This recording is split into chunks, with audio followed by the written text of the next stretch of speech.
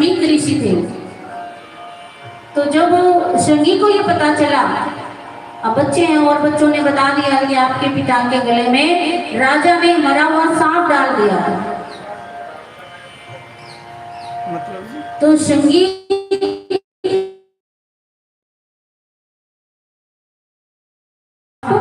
डाल दे, यानी इतना अहंकार इनके अंदर राजा होने का, जबकि उनको अहंकार नहीं था। कारण क्या था? शीश मुकुट था। इसके कारण क्या हो गई? बुद्धि हो जाती है। कल भी आपने भजन सुना ना, धन के गुमान में, धन के गुमान में क्या हो जाती है? बुद्धि भी भ्रष्ट हो जाती है। तो श्रृंगी ऋषि ने जल हाथ में लेकर के शाप दिया, आज से 7वें दिन इस राजा की क्या हो जाएगी? मृत्यु। अब वो बच्चा रोता हुआ सारी बात बताता। तब शमीक ऋषि ये कहते हैं कि बेटा तूने ठीक नहीं किया, ये तो सदाचारी राजा है, इनके बाद पता नहीं कैसा राजा बैठेगा गद्दी पर, कैसे राज्य चलाएगा, लेकिन ये तुमने ठीक नहीं किया, ये किसी का किया था। तो उनको जाकर के बताया शमीक ऋषि ने कि महाराज मेरे पुत्र ने आपको श्राप दे दिया है, तो 7वें दिन आपकी मृत्यु निश्चित है। ये सुनकर राजा परीक्षित को अंदर से दुख नहीं हुआ। उन्होंने यही कहा, हो सकता है मुझसे कोई गलती हुई हो, मेरे गलत काम का नतीजा। दूसरा, हो सकता है भगवान मुझे बुला रहा होगा, तो मुझे 7 दिन का पता तो चल गया कम से कम। अब हमें कौन बताने आएगा कि 7 दिन रह गए आपके? नहीं ना। तो उनको कम से कम 7 दिन तो मिले। अब राजा परीक्षित क्या है, उन्होंने अपने पुत्र को मथुरा नगरी से बुलाया और गद्दी पर बैठाया और खुद चल पड़े क्या करने? भगवान का नाम लेने, मुक्ति का रास्ता ढूंढने के लिए चल पड़े। और निकलते निकलते जाते जाते क्या कहते हैं, अगर आप सुनेंगे गीत के माध्यम से, भगवान से निवेदन करते हैं, जहाँ ले चलोगे वहीं मैं चलूँगा, जहाँ ले चलोगे वहीं मैं चलूँगा, जहाँ ले चलोगे वहीं मैं चलूँगा,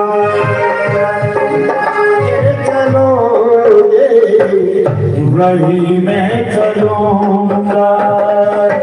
जैसे रखोगे प्रभु जी, जैसे रखोगे प्रभु जी, वैसे रहूँगा, जहाँ ले चलोगे वहाँ मैं चलूँगा, जहाँ ले चलोगे वहीं मैं चलूँगा।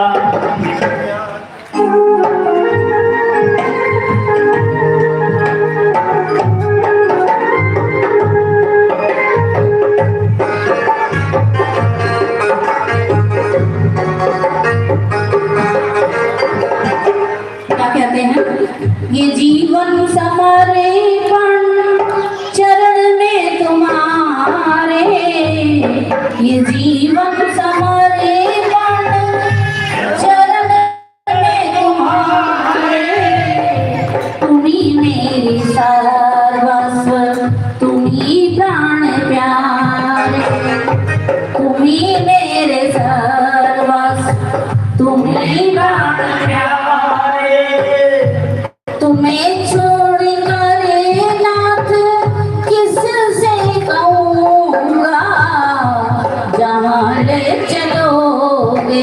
तो उस समय भी बता दिया कि तुम्हारे लिए क्या होंगे?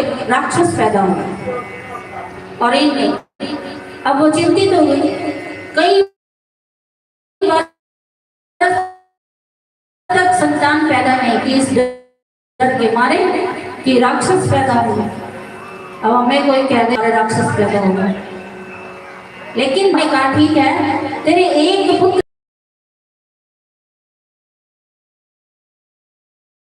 के कुल में एक भक्त पैदा होगा जिसके कारण भगवान का अवतार होगा।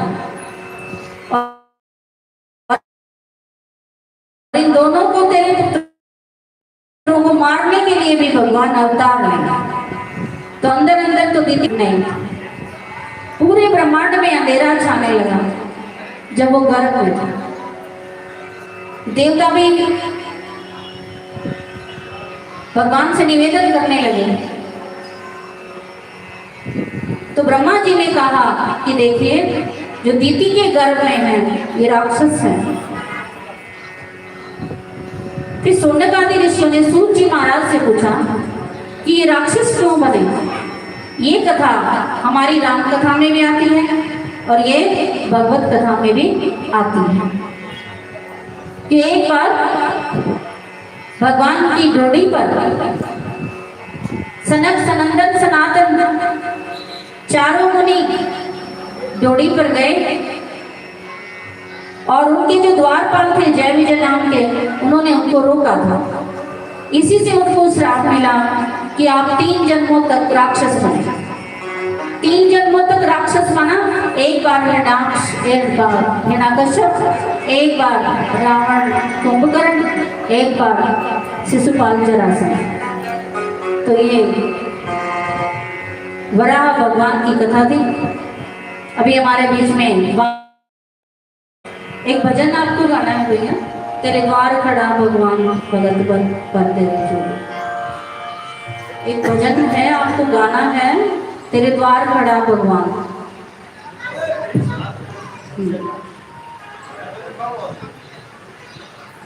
तो वामन भगवान को अहंकार हो गया,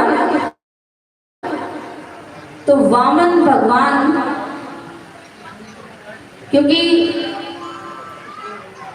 राजा बलि बहुत दान देते थे और राक्षसों के पक्ष में थे, उन्होंने इंद्रलोक पर भी अपना आधिपत्य स्थापित कर लिया।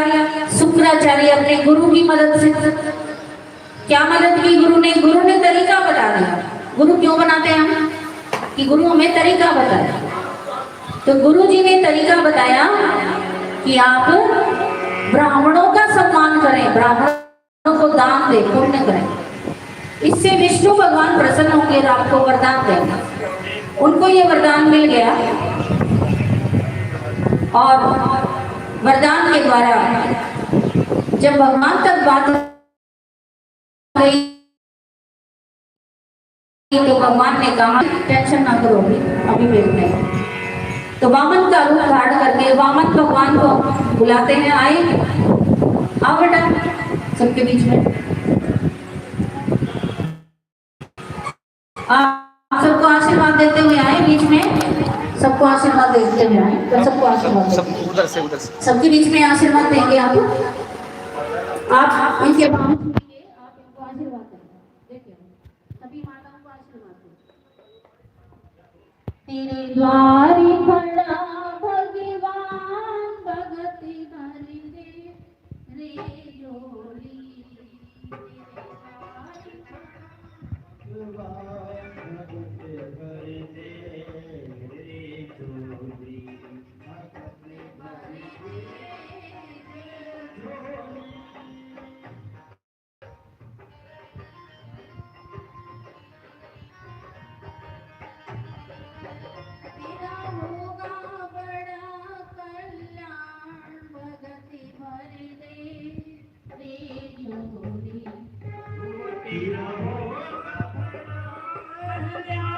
भगति भरि दे रे जोड़ी,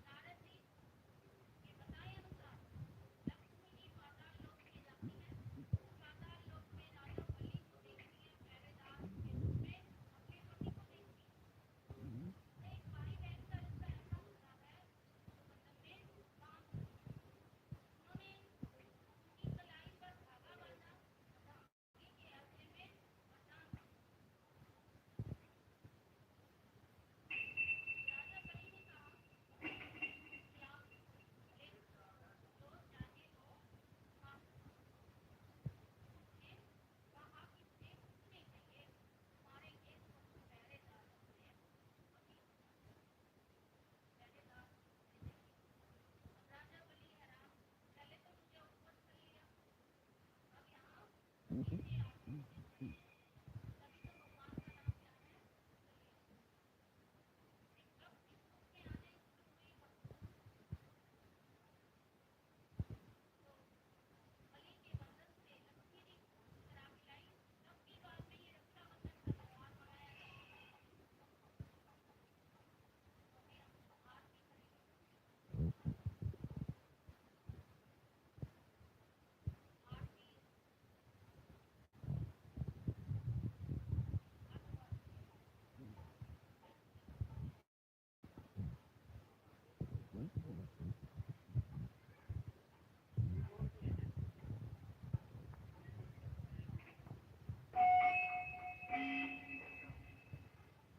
हेलो ठीक है।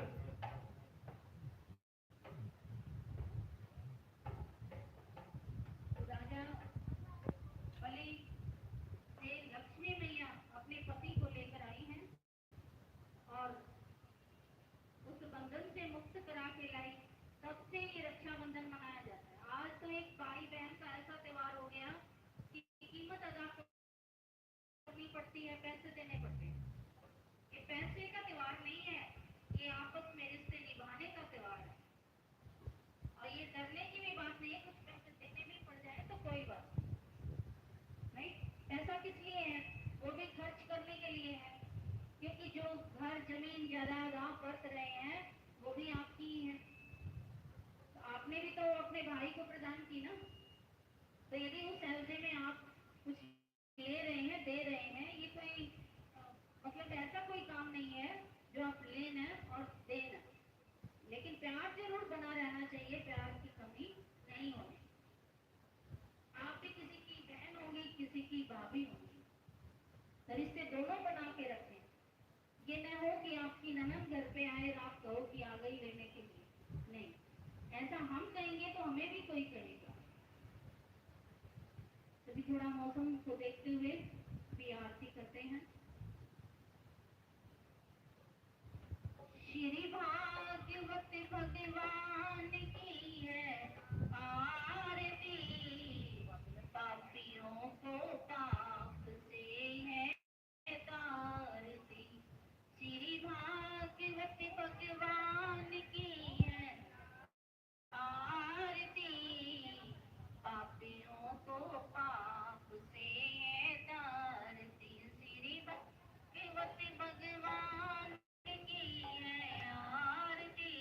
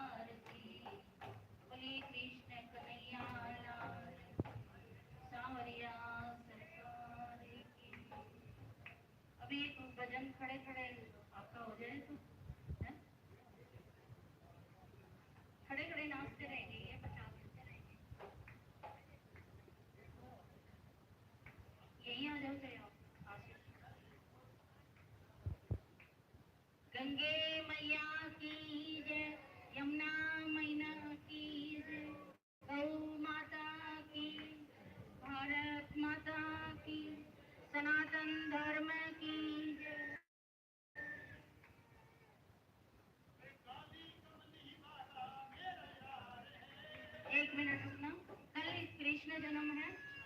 यहाँ आप में से कोई इच्छुक हो तो गुब्बारे लगवाने हैं, और कल जन्म के हिसाब का प्रसाद भी हो, तो कोई इच्छुक है तो बता के जाना। लो जी, आशीष जी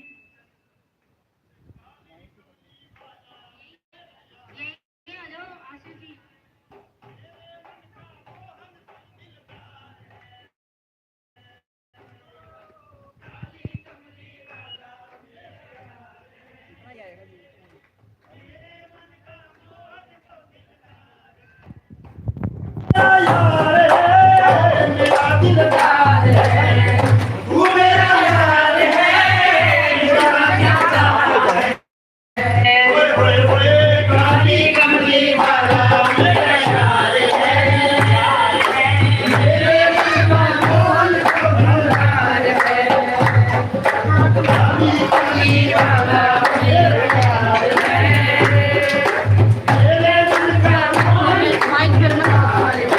इनको दे दो जी माइक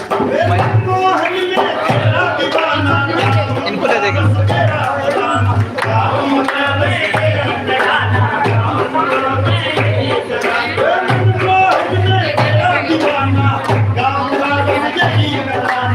आऊंगा मैं यही तराना,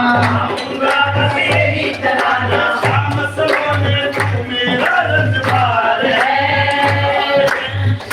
सुबह में तू मेरा रजवार है। मेरे मन का मोहन तो काली कमली वाला मेरा यार है। और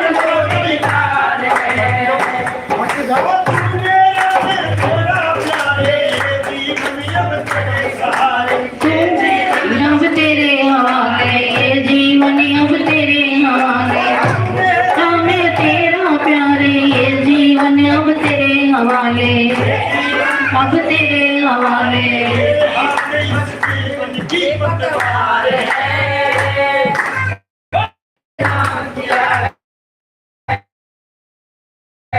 तेरे नाम किया है, तुझको अपना मान लिया, ये जीवन तेरे नाम किया है, तेरे नाम किया है, तेरे नाम किया है। तुमसे प्यार प्यार है, प्यार है। मेरे मन का मोहन तो दिलदार है, काली कमली वाला मेरा यार है। मेरे मन का मोहन तो दिलदार है, दिलदार है। तू मेरा यार है, तू दिलदार है।